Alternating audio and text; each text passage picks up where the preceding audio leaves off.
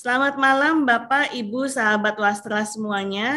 Saya Bernadette bersama Ibu Anita dan Bapak Hartono Sumarsono, pemerhati Wastra dan kolektor batik serta barang-barang antik seperti lemari yang tadi, lemari Cuiho yang tadi.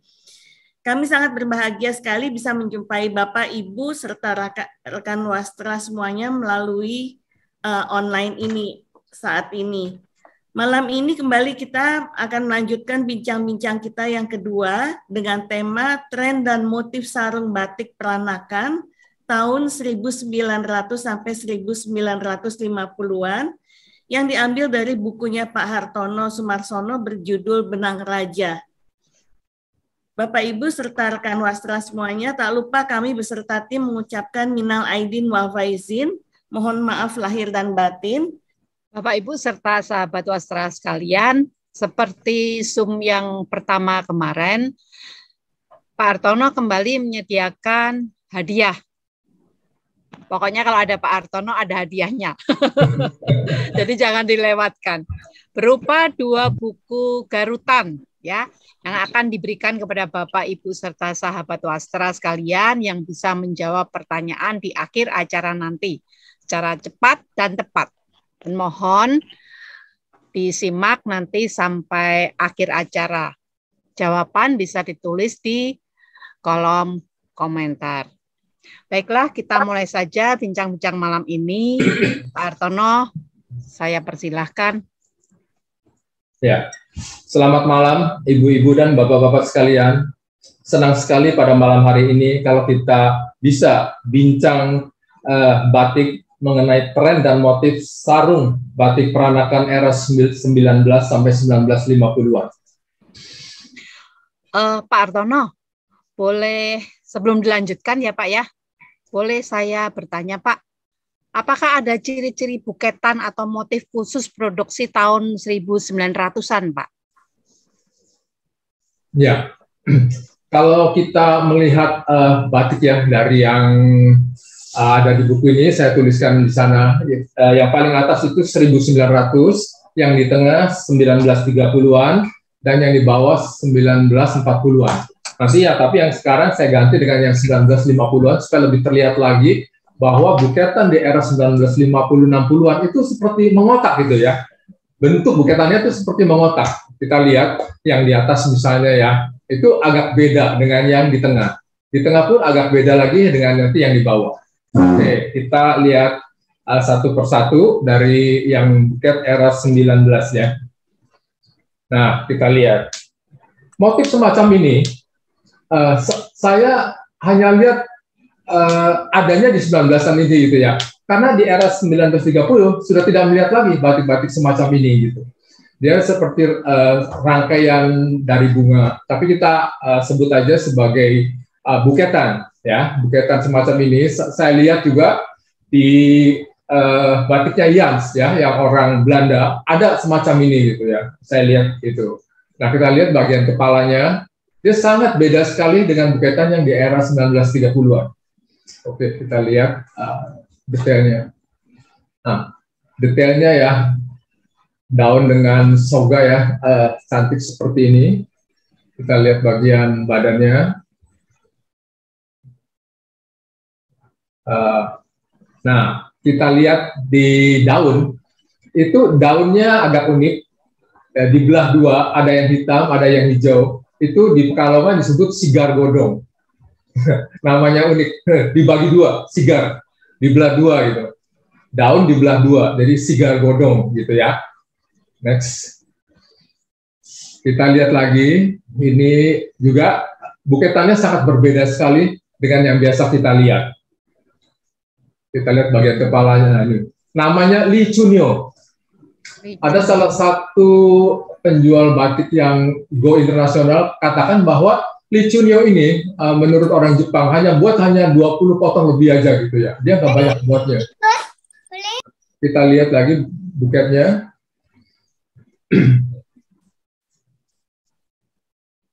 Badannya kita lihat. Detailnya masih pakai cocokan di bunganya itu, pakai jarum ya, yang dibolong-bolongin waktu itu ya, lagi musim. Ya, semacam ini. Kita lihat badan. Lihat lagi yang lain. Nah, detail yang ini kalau kita lihat lagi ya, masih daunnya masih dibuatnya agak sederhana ya, dia punya isiannya gitu, garis-garisnya. Nah, kalau kita lihat juga latarnya, latar banji semacam ini, kalau kita bayangkan ya, sangat sulit ya membatik bikin banji semacam ini. Burungnya lihat lagi ya, burung semacam ini udah kita nggak temukan lagi. Mungkin ada sih satu dua yang pembatik yang mungkin melihat di era yang sebelumnya gitu ya, batik yang sepasang semacam ini. Biasanya di batik Belanda ada motif-motif burung yang semacam ini. Ya, next. Nah, ini juga di era Belanda banyak. Saya sudah melihat motif, mungkin motif ini ya, tren waktu itu ya. Karena ini banyak sekali. Saya sendiri punya mungkin 4 yang semacam ini ya. Ada 4 ya. Jadi jangan-jangan juga ini sebelum 19 gitu. Sangat populer motif ini ya. Oke. Nah, terus ini kepalanya merah. Seperti yang lalu saya ceritakan bahwa ada orang yang jualnya hanya merahnya ya kepalanya dan pinggiran atas bawah yang disebut batik Blanco. Kebetulan teman saya yang dari Belanda kebetulan hari ini juga ngikut ya, namanya Sabin ya, memberikan ini foto ini ya, resep batik ya yang ditulis Lim Bun Hua tahun 34 mengenai orang Pekalongan yang jual Blanco. Kita lihat itunya. Nah, ya persediaan besar batik Blanco. Ternyata ada zaman dulu bahwa batik dari Lasem Blanco itu dijual kemana-mana. Rupanya bukan hanya di Solo, tetapi di berbagai daerah. Kalau lihat begini ya, di Pekalongan sendiri sampai ada satu handle nama Swimo itu, yang tokonya toko Adel ya, itu menjual macam-macam sarung maupun kain panjang itu Blanco seperti ini gitu. Nah, dia juga menjual dari yang halus sampai yang kasar. Jadi tinggal pilih mau yang mana, mau pesan pun juga ada. Hebat sekali ya ternyata Pekalongan itu gitu. Next kita lihat mengenai yang tadi ya, ini bagian kepalanya. Nah, yang dahulu buketnya beda, cara nyusunnya ya masih semacam itu. Ini masih Belanda sekali, terlihat ya, dia punya susunannya gitu ya. Nah, kita lihat lagi, kita lihat pinggiran atas dan pinggiran bawah. Orang Pekalongan nyebutnya boh ya, kadang-kadang orang nyebutnya seperti renda gitu ya, pinggiran itu seperti renda. Nah, kalau yang dari era 1870 gitu ya, itu yang atasnya tuh rata-rata seperti ini ya, yang kayak pinggiran seperti penggarisnya begitu. Nah, aku lihat ya dari koleksi yang ada, batik-batik Belanda semua dia punya pinggirnya itu kecil semacam itu gitu. Kecuali saya lihat ada yang Frankemont yang dari Semarang ini, terus bahkan pindah ke Surabaya, dia memakai yang besar juga seperti yang di bawah misalnya ya. Tapi kalau yang batik Belanda yang lain itu rata-rata pakainya yang boh di atas yang seperti penggaris gitu ya. Kalau yang di bawah ini umum. Tapi setelah sekian lama memang ada yang membuat orang bohnya sama, atas bawah sama gitu ya. Yang boh semacam yang di atas itu ada sampai 1930. Ketika 1940 saya udah tidak menemukan lagi yang ada pinggiran boh yang seperti penggaris kayak gitu ya. Tapi kemungkinan juga ada sih orang yang mungkin lihat buku lalu meniru semacam itu ya. Tapi bukan trennya masa itu kayaknya gitu ya. Nah, jadi ada orang yang kita mau ikut sebenarnya gitu ya. Itu ada, tapi pada umumnya nggak ada. 1940 udah saya nggak temukan lagi yang boh yang seperti yang di atas. Oke, kita lihat badannya. Nah, motifnya ini kipas dan payung ya. Ini benar-benar sangat banyak waktu itu ya. Benar-benar tren. Rata-rata ya semacam ini yang dia punya motifnya. Dia masih simple ya. Dia punya isennya, bunganya gitu ya. Nah, burungnya juga kecil-kecil. Kalau yang dari yang 19 itu ya, dia kecil burungnya gitu. Kita lihat yang satu payungnya. Nah. Masih sederhana dia punya buat itu isen begitunya ya. Next. Ini yang kedua, sarung belangko juga dengan buketan yang ini ya kan mungkin jarang ya kita lihat buket-buketan semacam kayak gitu. Ini bagian itu kepalanya ya, buketannya. Nah, kita kembali. Kita lihat, kan nggak pernah lihat ya, di era 1930 kita melihat batik yang semacam ini buketannya gitu ya. Jadi, ya memang betul-betul beda. Bahwa ketika yang 19 ini, kita udah nggak ngeliat lagi setelah itu gitu ya. Nah, kita lihat detailnya ya. Kita ngeliat detailnya. Tuh, isiannya. Ya, simple tapi cantik gitu ya. Kita lihat detail yang lain yang di bagian bawahnya, yang muter itu. Soga dibuat seperti bunga ya, dengan soga ini ya. Walaupun sederhana tapi bagus. Oke. Nah, berikutnya ada bunga semacam ini pun ya, yang 19 kayak gini, saya nggak pernah lihat lagi gitu di era 1930. Jadi memang betul-betul menghilang. Betul-betul menghilang gitu. Nah, kita lihat bagian kepalanya, belangkonya ya, tulip bunga lili yang sangat digemari masa itu ya. Kita lihat bagian badannya, kelompok menggerombol begitu bunganya ya, dengan latar kalung semacam ini. Kita lihat detailnya. Nah, lihat cara ngisi bunganya pun juga beda yang saat ini ya. Kita lihat lagi. Nah, ini juga sama belangko, tapi dengan warna hijau. Batik yang semacam dengan warna hijau merah dengan dasar hijau ini juga di era-era 19 saja. Ketika ke belakang sini sudah tidak temukan lagi batik yang semacam ini gitu. Nah, lihat ini salah satu yang saya lihat bagus bagian kepalanya ya. Lihat detailnya yang bagian kepala. Oh, dia bagus. Dia punya belangkonya ini belangko yang bagus. Lihat badannya.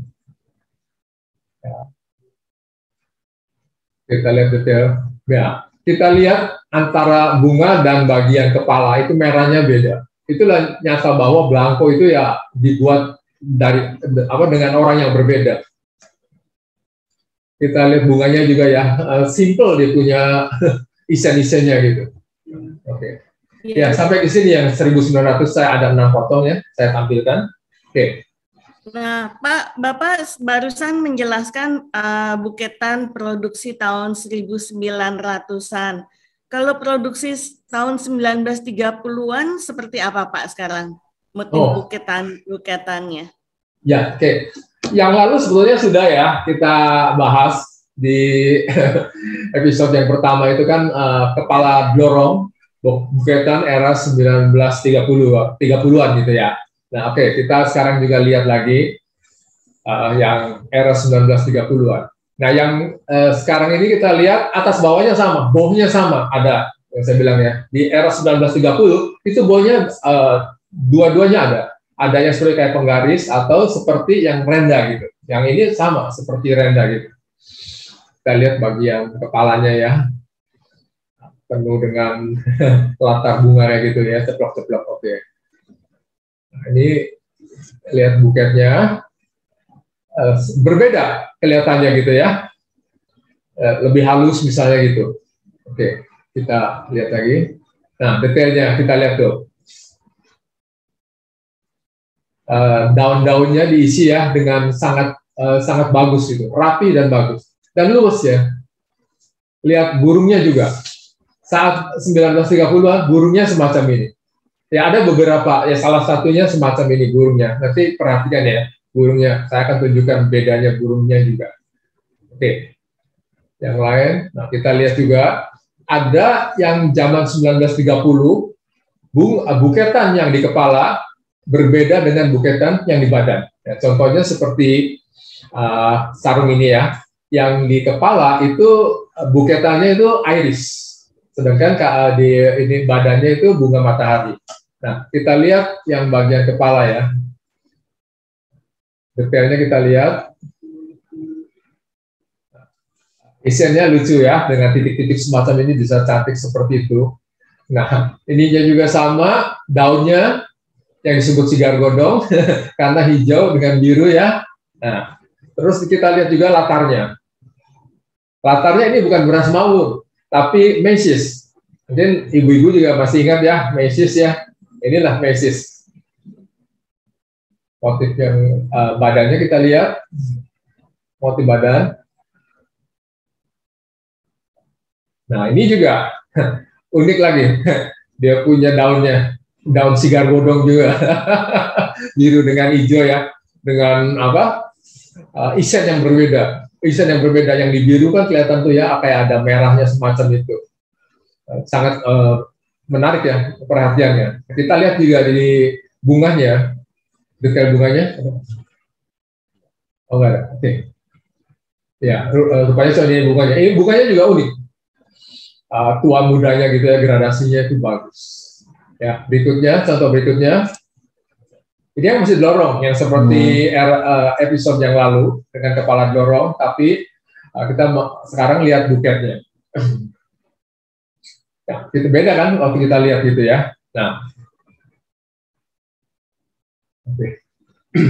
buket-buketan yang kayak semacam ini ya. Nanti kita lihat lagi tahun 50 beda lagi buketnya. Kita detailnya kita lihat. Nah, ini yang beras mawur baru ya, yang disebut beras mawur yang ini.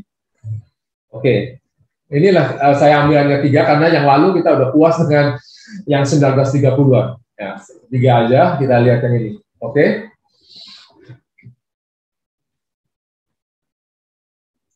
Ini. Udah? Yang 1930 kita cuma hanya 3 ini. Ya, nah kita lihat ya, ini yang buketan yang tahun 1950-an. Kalau kita perhatikan bentuk buketnya itu seperti kayak mulai mengotak gitu. Beda dengan yang tadi kita lihat. Ya, ini nanti ada 3, saya 3 potong, saya berikan contoh. Itu nanti diperhatikan, itu kelihatan mengotak gitu. Dan juga ada kelowongannya yang jelas sekali. Nah, kita lihat dulu bagian kepalanya. Nah, ini dari gancingnya, dari kedunguni. Nah, kita lihat ya yang di atas tuh bunganya di batangnya itu kan ada yang putih-putih. Itu namanya kelowongan. Orang Pekalongan nyebutnya kelowongan. Kalau yang 1950, 60, 70 itu besar. Tapi kalau yang 1930, 40 itu kecil. Bahkan kalau yang 30 hampir tidak kelihatan putihnya gitu ya. Hampir tidak kelihatan putihnya. Kalau yang 50 seperti ini. Kita lihat bagian kepalanya hijau. Nah, ini kedunguni seperti daerah dari itu ya, batik Uwi Sucun dengan warna gradasi tua mudanya yang terkenal itu gitu ya. Nah, ini juga kita lihat yang merah, gradasinya semacam itu. Ini bagian badan kita lihat. Kita lihat lagi detailnya yang badan. Nah, ya, kita lihat ya, kalau yang tahun 50-an itu di batang langsung kelihatan putihnya gitu ya. Kelowongannya itu sangat kelihatan. Oke, ya, contoh berikutnya. Ya, kita lihat lagi coba ya. Mengotak itu. Dia punya bentuknya itu kotak. Buket itu sangat berbeda dengan yang tadi kita lihat 1930. Ini batik ini dibuat oleh Xiao Tianxiong. Xiao Tianxiong. Nah, Pak, itu buketannya kan kelihatan unik karena dia kayak keranjang bunga ya. Kopi satu sama lain, ada keranjangnya juga, ada vasnya juga. Nah, itu apakah mereka bikin kopi atau patron atau bagaimana tuh, Pak? Nah, seperti ini. Oh, ya, betul. Sebetulnya saya pernah dengar dari ada satu pedagang antik di Bandung, ya. Dia dulu masa kecilnya di Kedunguni. Di Kedunguni, dia itu umur waktu SMP ya, dia jual gambar buketan. Dia yang keliling karena pamannya dia yang buat gitu. Jadi memang di copy itunya ya, udah mulai di copy. Kalau katanya zaman dulu sekali sih benar masih digambar, tapi belakangan sudah mulai di copy. Jadi kopinya ya tinggal itu aja kayaknya, jadi lebih cepat kerjanya. Tapi kalau betul-betul yang digambar dari mula itu agak sulit ya. Nah, kalau sekarang banyaknya belakangan sudah semua dari kopi yang semacam itu gitu. Nah, kita lihat ya, yang kali ini memang betul bagus. Keranjang bunganya itu ya sangat sangat menyenangkan hati lah kita lihatnya gitu ya. Iya. Nah, ini juga orangnya lumayan kreatif karena keranjang bunga ini adanya di era 19 gitu. Jarang sekali orang yang membuat di era 1950 pakai keranjang bunga ini. Ini rupanya orang kreatif dan mungkin punya buku-buku masa lalu ya, batik yang dulu-dulu, sehingga dia sampai bisa membuat batik semacam ini dengan keranjang bunga kayak gini gitu. Nah, kita lihat bagian udah. Oke. Nah, satu lagi, nah, lihat lagi ya, kotak. Dia punya itunya gitu ya. Buketnya itu kotak. MD Elisa van Zwellen Wee Tiong Seng. Itu Seng ya, bukan Peng ya. MD itu model dari. EV itu Elisa van Zwellen. Nah, di era 1930-an, Van Zwellen itu sangat terkenal, 1930-40 ya, itu luar biasa terkenalnya. Rata-rata ya kalau yang orang punya biasanya ya memiliki lah Van Zwellen ini. Nah, saking diminati oleh masyarakat, jadi pembatik di Pekalongan itu membuat yang mengadopsi motif warnanya Van Zwellen ya. Dan yang ini bagus ya, Wee Tiong Seng ini, karena dia memakai MD. MD itu model dari Elisa van Zwellen. Itu bagus sekali, Wee Tiong Seng. Ada juga yang menuliskan langsung Elisa van Zwellen gitu ya. Itu yang tidak baik gitu ya. Kalau yang ini betul-betul bagus, model dari Elisa van Zwellen. Nah, kita lihat lagi buketnya, bunga tulip ya kelihatannya, bunga tulip. Detailnya cantik, tapi kadang-kadang mata masih terganggu sama kelowongannya ya, kadang-kadang yang macam ini. Sama daunnya juga beda ya, kalau kita lihat yang era 1930 dengan 1950, dia punya daunnya beda. Nah, dari tadi kita lihat banyaknya semacam ini daunnya gitu. Oke, kita lihat yang lain. Ya, bagian badannya ya. Kita lihat burungnya. Nah, ini beda lagi burungnya. Ternyata di era 1950-an, 60-an gitu ya. Nah, juga cocokannya juga beda. Ada cocokan dia udah nggak rapi, yang 50-60 gitu. Kalau yang 30-an, yang 40-an itu masih rapi sekali buat cocokan. Nah, saya bandingkan yang burung. Nah, kita lihat ya, burung di era 1930, 1950, 60, 70 gitu ya, sangat berbeda. Era 19 burungnya ya, yang saya bilang tadi banyak di orang-orang Belanda yang buat batik dengan burung semacam ini ya, sepasang-sepasang ya. Ada yang bilang katanya kalau di Belanda ini untuk malam pengantin dipakai. Burung-burung yang sepasang ini gitu ya. Burung yang sepasang ini dipakai untuk itu malam pengantin mereka gitu. Oke, nah, ya sampai di sini dulu yang bagian buket ya. Pak Hartono, kalau kita perhatikan produksi 1900-an sampai 1950 kayaknya lebih halusan yang 1900-an ya Pak ya? Ya betul. Memang itu ya, kalau saya lihat bukan hanya buketan, apapun ya, selalu dia berkurang gitu. Setelah sekian tahun, 10 tahun ya, 20 tahun, 30 tahun, dia akan berbeda gitu. Apakah mungkin kondisi yang itu ya, mungkin harga misalnya gitu ya, orang bisa mau inginnya lebih murah atau bagaimana, dia akan mengurangi gitu, mengurangi kerja supaya kerjaan yang sulit itu dihilangkan supaya lebih mudah membuatnya. Saya rasa ya itu. Gitu. Pak Hartono, saya lihat produksi 1900-an sampai 1950-an kok motifnya buketan semua ya Pak ya. Apakah ada motif lain Pak selain motif buketan? Oh, sebetulnya sih banyak ya. Sebetulnya banyak. Cuman yang kali ini kita lagi membahas tentang buketan di era sekian gitu ya, maksudnya ya. Sebetulnya ada banyak sekali macamnya. Ya, jadi yang di buku ini kita bahas tentang buketan, dan yang sekarang kita coba yang ada motif ganggeng. Nah, itu pun diminati ya dari era yang 1900-an gitu ya sampai 19 ini mungkin 50-an ya. Itu terus membuat. Tapi tidak banyak, tapi ada terus gitu. Ada terus ya motif ganggeng.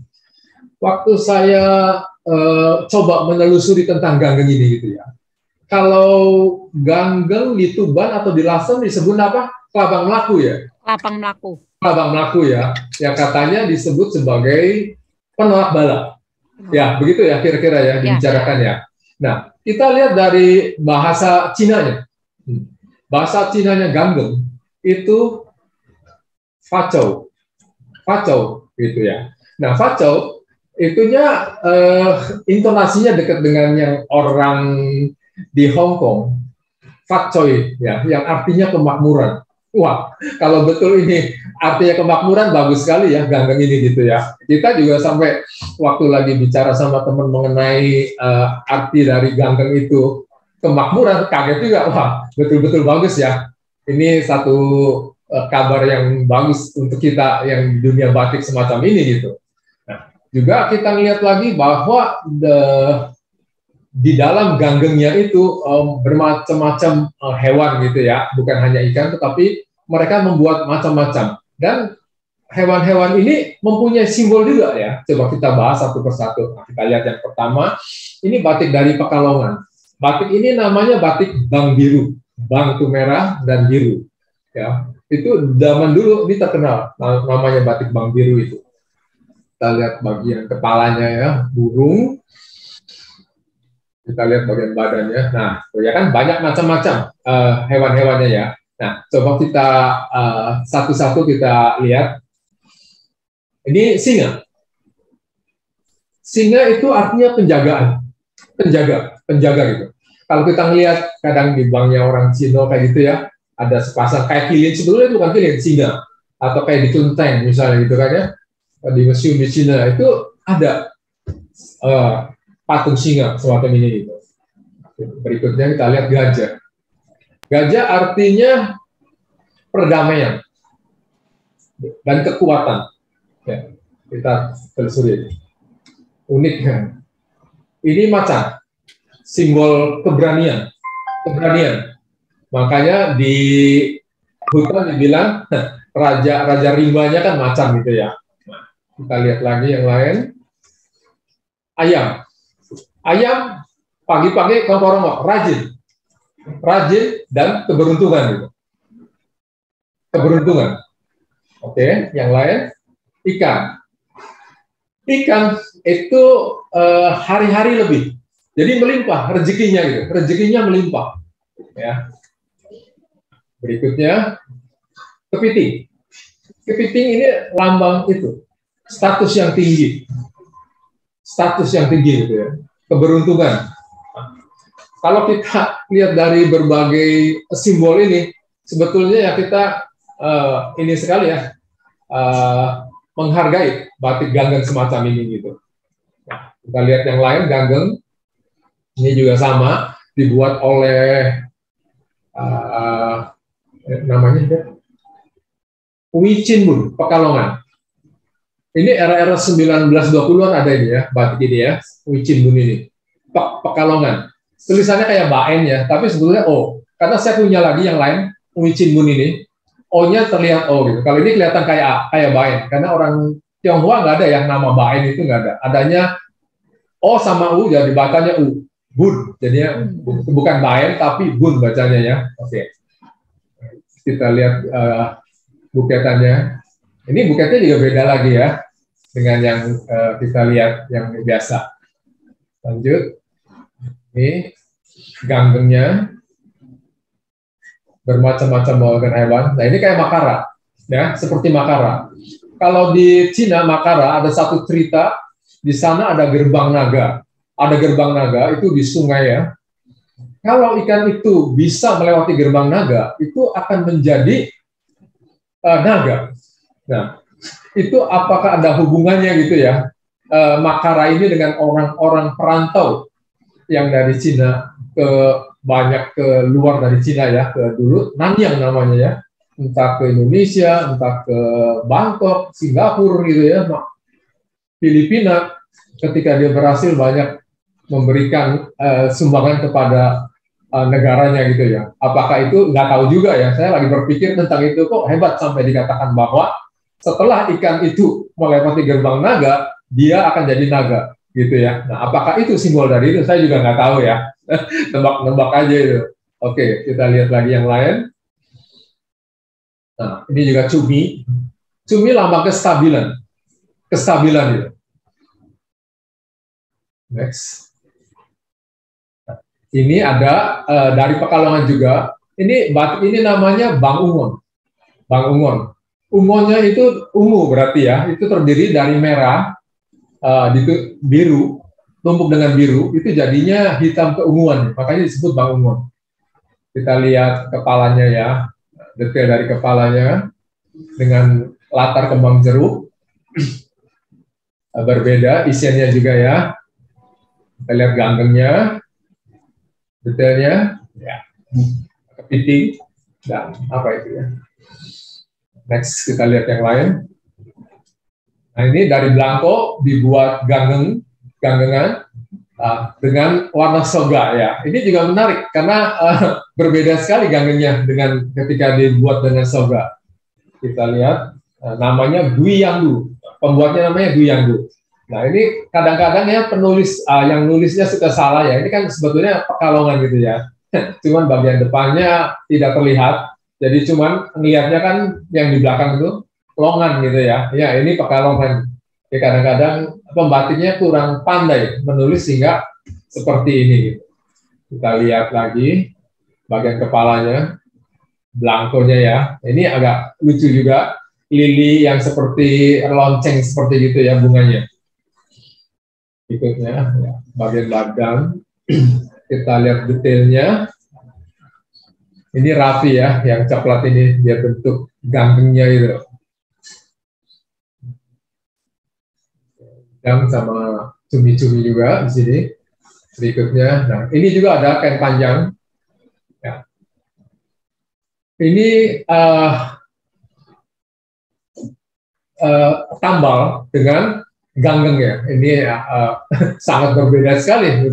Dan lucunya lagi yang di ini kita lihat detailnya yang ganggeng, ini dibuat oleh pembatik ini sebagai pohon kehidupan. Nah ini kan kita lihat tuh ada akarnya, ya kalau ada akarnya gini yang zaman era 19-an itu namanya pohon kehidupan. Nah ini ganggengnya dibuat pohon kehidupan. Ini agak unik ya. Kita lihat detailnya. Lalu kita lihat tambal. Nah ini tambalnya. Ketika lihat detail ini bagus ya, dia punya tambal. Ya. Tambal bang biru ya, sangat bagus. Oke, berikutnya. Ini dari Madura. Ganggeng yang dari Madura. Madura sering juga menaruh bagian kepala sarung ini di tengah-tengah gitu ya. Kalau di daerah lain itu ada juga di Lasem. Di Lasem, kalau umur batiknya di atas 120 tahun, itu kepalanya di tengah. Tapi setelah itu dia ada di pinggir. Kalau di Pekalongan, saya belum pernah lihat kepalanya di tengah gitu ya. Selalu kalau di Pekalongan, kepala adanya di pinggir. Nah, kita lihat detail dari kepalanya. Ini ciri Madura ya, bentuknya semacam ini. Kita lihat juga isen dari isian itu ya, ganggengnya itu kan ya. Ini juga berbeda lagi. Sangat berbeda dengan pembatik dari daerah lain. Isian di ganggengnya. Oke.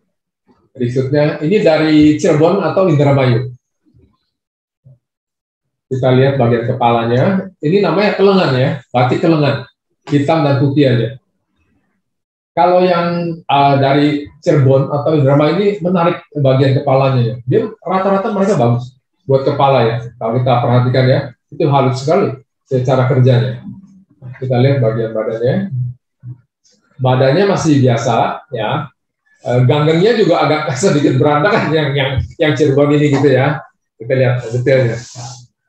Ada udang, ada ikan. Oke. Berikutnya.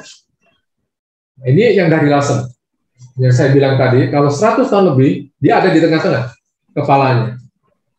Kita lihat detail itunya, kepalanya. Dia sangat berbeda sekali ya, yang Lasem ini bagian kepalanya itu. Cukup di sini. Kita lihat badannya, ganggengnya ini beda lagi, yang Lasem ya. Detailnya kita lihat. Detailnya. Nah, ini makara, kura-kura. Kura-kura itu lambang umur panjang. Panjang umurnya, kura-kura itu ya.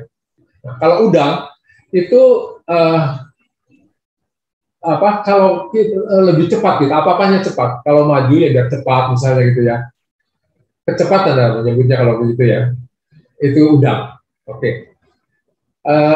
Kali ini saya rasa sampai di sini dulu ya, Anita, Ibu Dede, teman-teman sekalian. Terima kasih Pak Hartono.